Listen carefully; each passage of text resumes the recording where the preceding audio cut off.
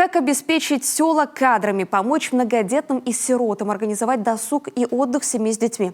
Решение социальных вопросов республики стало главной темой встречи заместителя председателя Госдумы Анны Кузнецовой с региональным отделением партии «Единая Россия». Обсудили практики, наработанные в рамках объявленного президентом десятилетия детства, выполнение задач, заявленных народной программой партии. Анна Кузнецова объявила о начале приема предложений по общественному мониторингу пунктов народной программы. Ольга Коняева подробнее.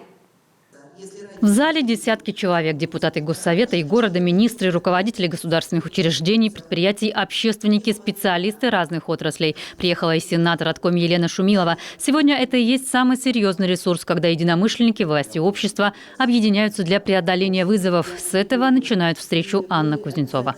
Речь я впервые в Коми. Честно скажу, впечатления очень положительные, хотя, конечно, мы очень внимательно смотрим за теми вопросами, которые есть на территории, которые появились в связи с последними событиями всем известными. Но в чем сейчас наша задача, в чем наша сила? Наша задача в том, чтобы вот эти проблемы объединить и превратить их в ресурсы.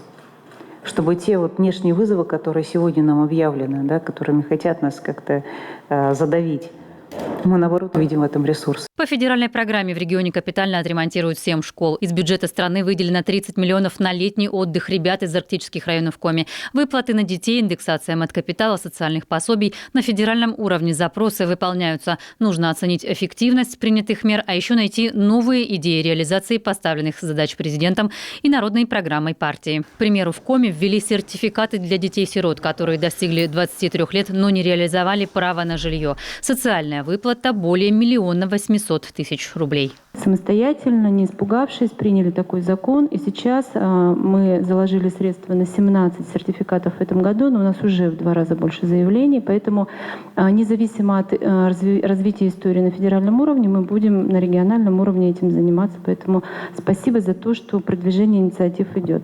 Семейный капитал – 150 000 за первого и третьего ребенка. Выплаты беременным, пособия при рождении. В регионе есть и свои меры поддержки для семей с детьми. Часть из них – это законодательные инициативы фракции в Коми. Сейчас прорабатываются новые вопросы: финансирование и питание детей с ОВЗ, оплата проезда для неработающих родителей с детьми-инвалидами, пенсионное обеспечение на северах. Насущной проблемой, имеющей важное жизненное значение, является необходимость введение в республике новой социальной услуги для семей с ребенком-инвалидом, кратковременного присмотра за ребенком-инвалидом на дому. Считаем, что указанная услуга позволила бы улучшить качество жизни и способствовала бы укреплению семьи. На федеральном уровне тема также на контроле, отмечает Анна Кузнецова. Определен профессиональный стандарт социальной няни. В регионах есть подобный опыт, причем не только для семей с особенными детками, но и для многодетных. Сейчас ориентируемся больше всего на опыт региональный, есть он разный.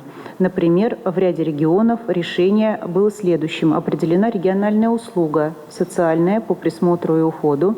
И в зависимости от обеспеченности семьи формулировалась оплата 100%, 50%, 75% и 25%. Здравоохранение – одно из направлений народной программы. Партийный проект «Здоровое будущее» помогает снять даже острые вопросы. Тут важно личное участие партийцев, к которым, например, обратились мамы детей с сахарным диабетом. В итоге из регионального бюджета выделено 24 миллиона на закупку щадящих систем мониторинга уровня сахара.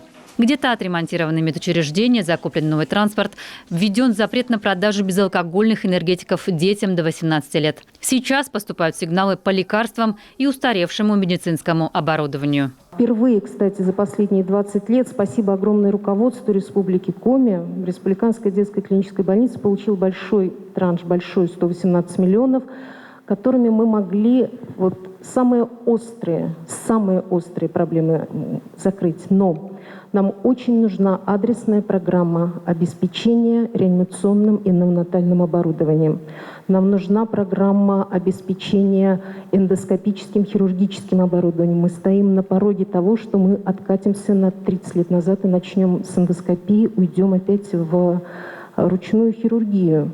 Досуг – важная часть жизни семьи. Библиотеки Коми перестроились и стали местом притяжения и правильного отдыха. В Маршаковке в выходные до 600 посещений в день. С 2018 года работает проект «Бесплатные секции в школе». 8-й год, как в Коми создан семейный совет во главе с губернатором. На нем и звучат вопросы и предложения. Важно активизировать имеющиеся ресурсы и реализовать приоритетные, по мнению региона, проекты, отметила Анна Кузнецова. Поддержка семьям нужна здесь и сейчас. Ольга Коняева, Дмитрий Ведерников, телеканал «Юрган».